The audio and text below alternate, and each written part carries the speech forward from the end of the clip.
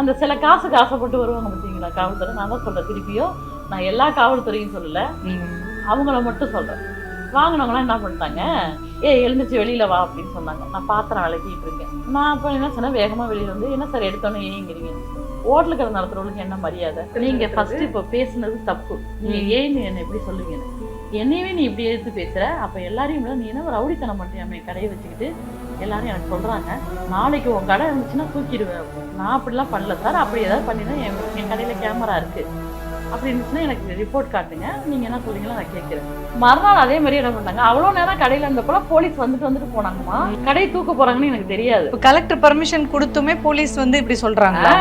இது மறுநாள் நடக்குது. என் பொண்ணுங்க எல்லாம் சேர்ந்து தான் கடையில வேலை பார்ப்போம், ஆயா இருப்பாங்க, வேலைக்கெல்லாம் பால் யாரும் வைக்கல. அப்போ ஃபர்ஸ்ட் கடை வச்சப்போ நாங்கள் 5 பேர் தான் வேலை பார்ப்போம்.